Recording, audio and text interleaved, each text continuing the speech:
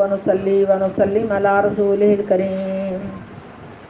نشهد أن لا إله إلا الله وحده لا شريك له ونشهد أن محمدا صلى الله عليه وسلم رب اشرح لي صدري ويسر لي أمري واحلل عقدة من لساني يفقهوا قولي أعوذ بالله السميع العليم من الشيطان الرجيم من همزه ونفخه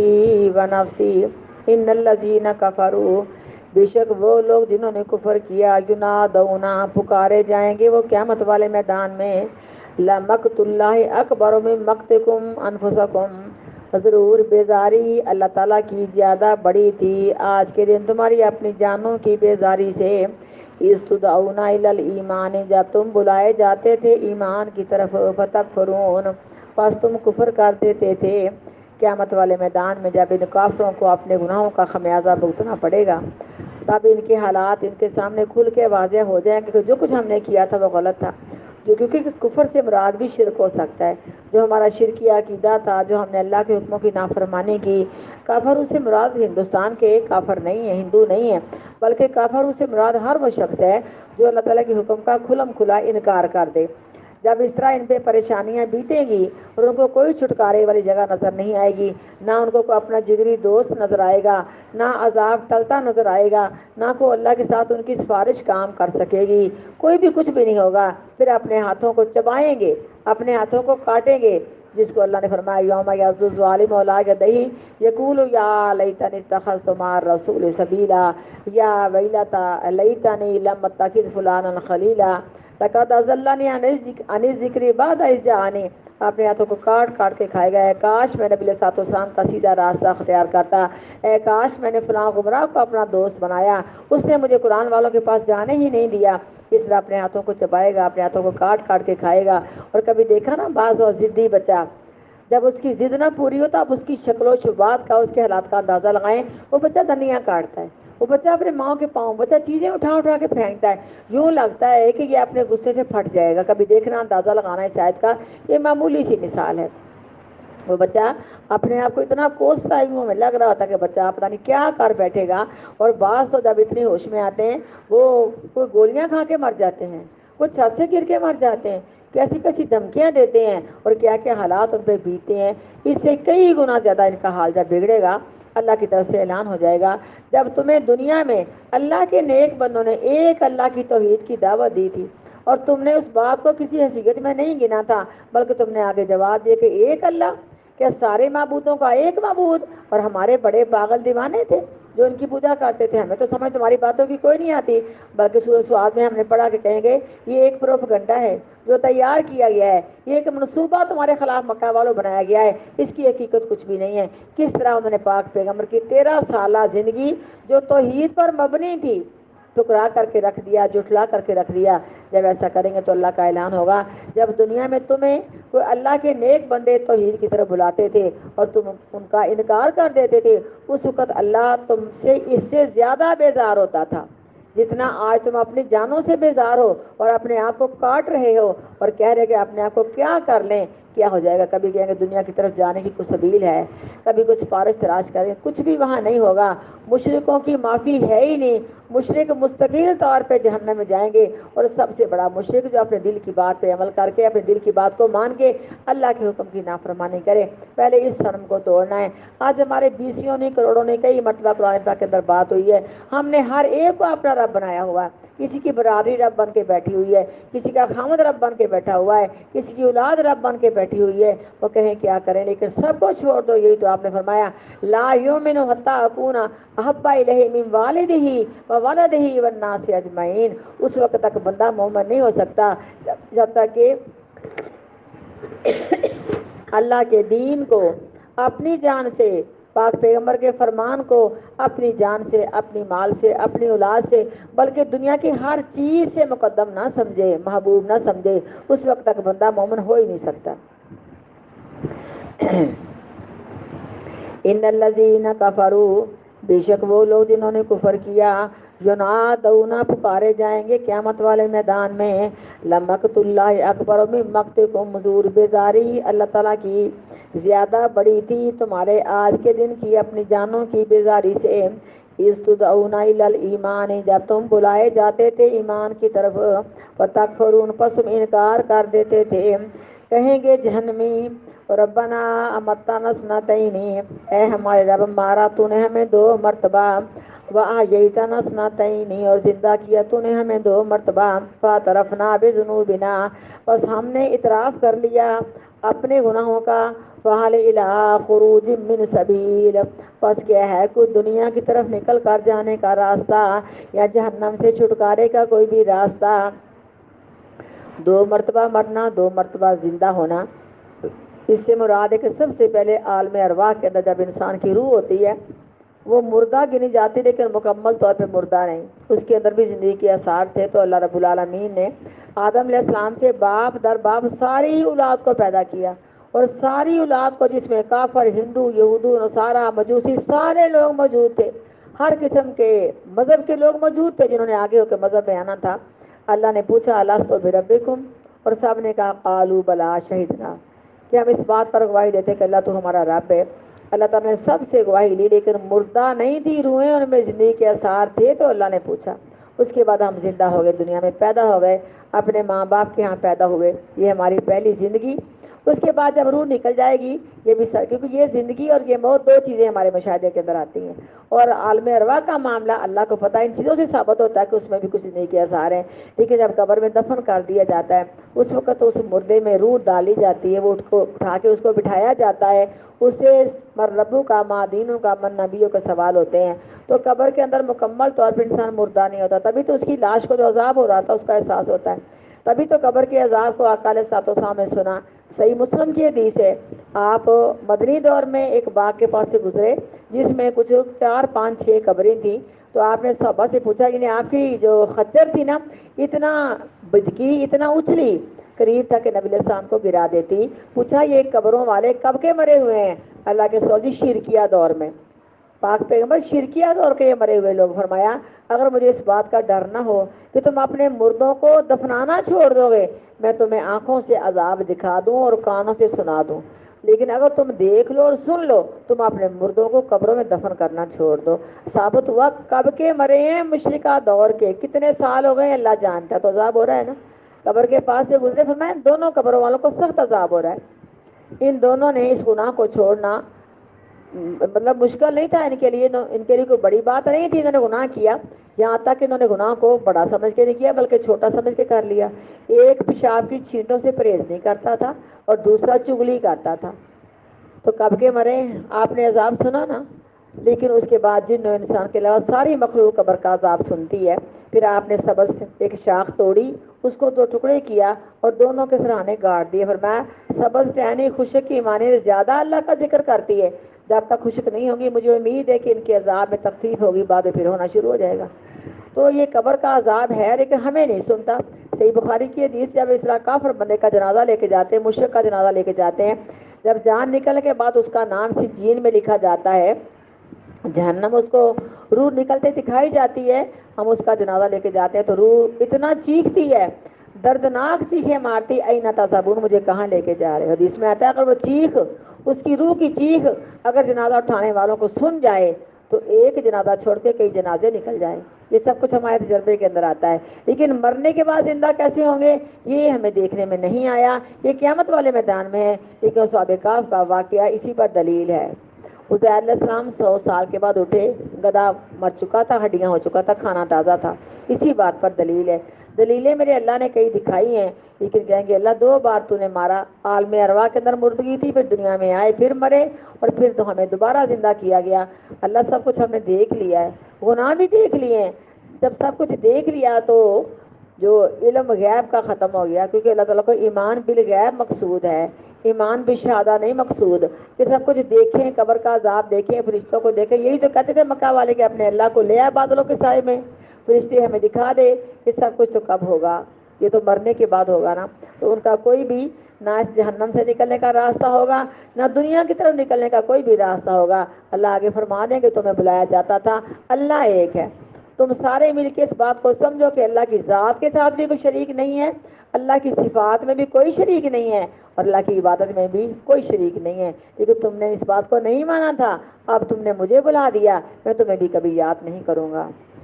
اللہم لا تجعلنا منہم۔ قالوا ربنا امتنا اثنتین واحییتنا اثنتین، کہیں گے جہنمی ہے ہمارے رب، مارا تو نے ہمیں 2 مرتبہ اور زندہ کیا تو نے ہمیں 2 مرتبہ، فاعترفنا بذنوبنا، بس ہم نے اعتراف کر لیا اپنے گناہوں کا یا اقرار کر لیا اپنے گناہوں کا، فہل الی خروج من سبیل، پس کیا ہے کوئی دنیا کی طرف نکل کر جانے کا راستہ، ذالکم، اللہ فرمائیں گے ذالکم، یہ عذاب تمہارے لیے اس وجہ سے ہے، بِأَنَّهُ إِذَا دُعِيَ اللَّهُ وَحْدَهُ، بے شک جب دنیا میں تمہیں بلایا جاتا تھا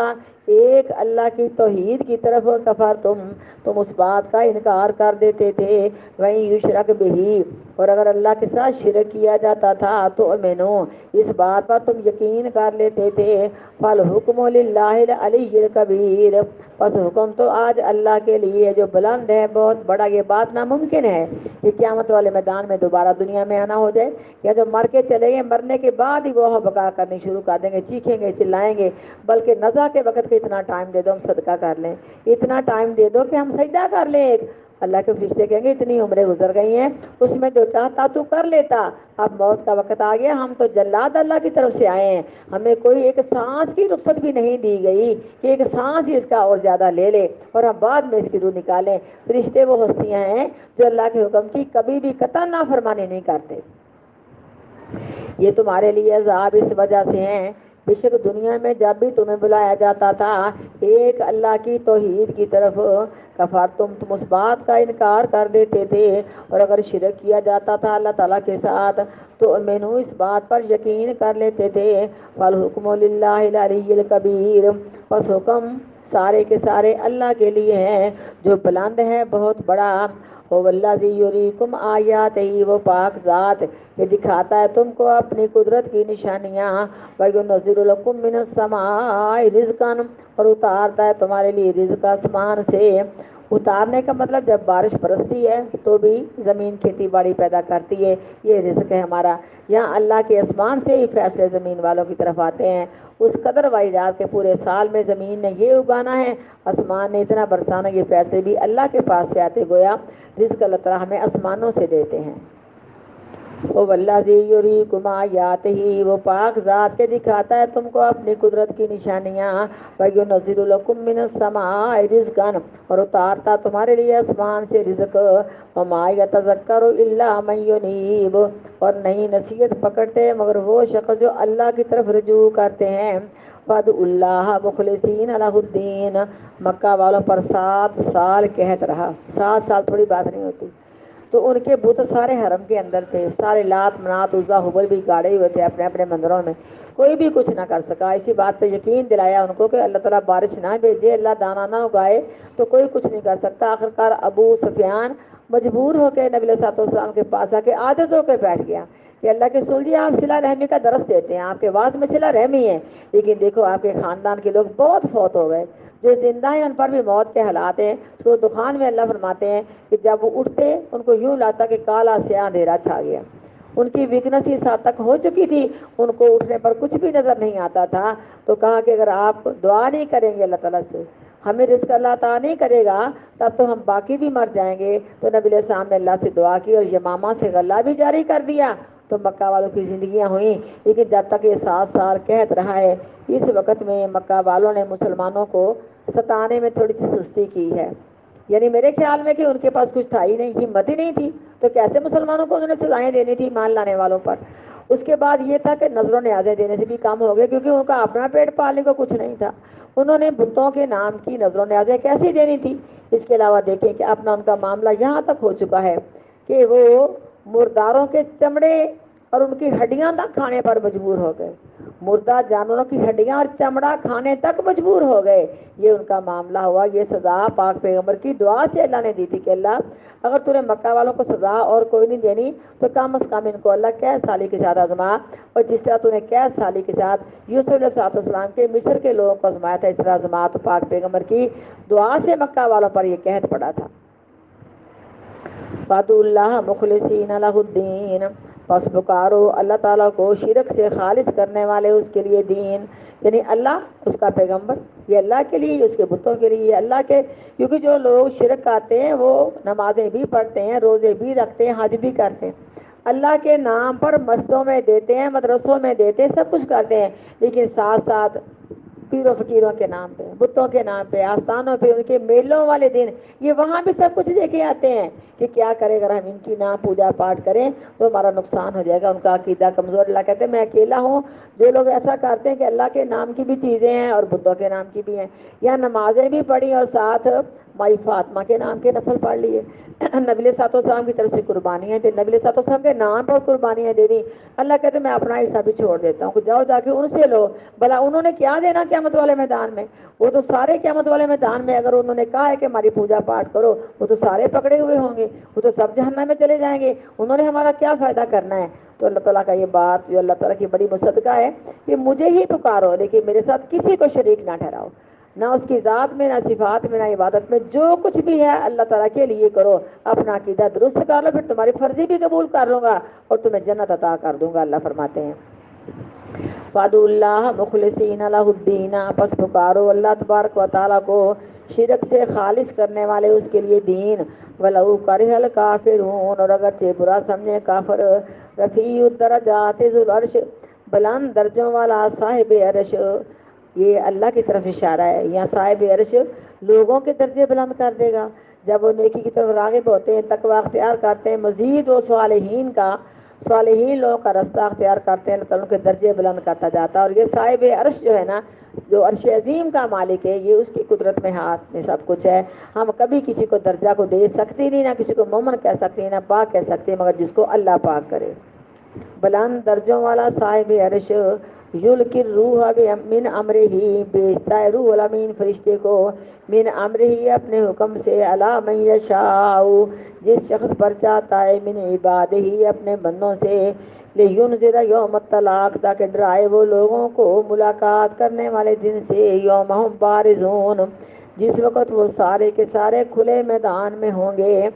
یہ روح الامین سے مراد جبرائیل علیہ السلام ہے، کیونکہ ایک روح ہماری جو ہمارے جسم میں ہے، اور جو انسان کافر ہے وہ انسان کو اللہ نے مردہ کہا ہے۔ اللہ کرے ہماری روح زندہ ہو، ہمارا روح سے مراد ضمیر زندہ ہو، ضمیر سے مراد ہمارا نفس لوامہ زندہ ہو، آج کل کی زبان میں نفس لوامہ بھی کہا جاتا ہے۔ تو اللہ فرماتے ہیں کہ مکہ والوں کا قول تھا اللہ نے اگر نبی بنانا تھا تو ولید بن مغیرہ اس کو بناتے، یا اس کے علاوہ اور جو تھے اپنا طائف کے رہنے والے سردار، ان کو اللہ رسول بناتے۔ اللہ کہتے ہیں میں روح الامین فرشتے کو وہی دے کے جس شخص پر چاہتا ہوں رسول بنا کے اپنے بندوں میں سے بھیج دیتا ہوں، تاکہ جو ہمارا ملاقات والا دن قیامت کا دن اسے ڈرا کے دیکھو تمہیں اللہ کے سامنے جانا ہے اور تمہیں ہر بات کا اللہ نے سوال کرنا ہے، جو کچھ بھی تم دنیا میں کر کے آئے اسی کے مطابق تمہارا فیصلہ کیا جائے گا۔ کوئی رشوت دے کے، کوئی جھوٹی موٹی گواہیاں دے کے، کچھ بھی کر کے تم کبھی بھی نہیں بچ سکو گے، اس سے سارے اختیار قیامت والے اللہ کے ہاتھ میں ہوں گے۔ اللہ بالکل منصفانہ فیصلہ کرے گا، نہ کسی پر ظلم کرے گا، نہ اللہ کسی پر زیادتی کرے گا۔ بلند درجوں والا صاحب عرش، یلقی الروح من امرہ بھیجتا ہے روح الامین فرشتے کو اپنے حکم سے، علی من یشاء جس شخص پر چاہتا ہے، من عبادہ اپنے بندوں سے، لینذر یوم الطلاق تاکہ ڈرائے وہ لوگوں کو ملاقات کرنے والے دن سے، یوم ہم بارزون جس دن وہ کھلے میدان میں اللہ کے سامنے یا اللہ کے روبرو کھڑے کیے جائیں گے، لا یخفی علی اللہ منہم نہیں کچھ چھپا ہوگا اللہ تعالیٰ پر ان میں سے کچھ بھی۔ بند کر دیں۔ لمن الملک اليوم، اللہ فرمائے گا کس کے لیے آج کے دن کی بادشاہی؟ پھر خود ہی اللہ فرمائے گا للہ الواحد القہار، ایک اللہ کے لیے جو زبردست ہے۔ اس کی آواز بھی نہیں آئی نا اب؟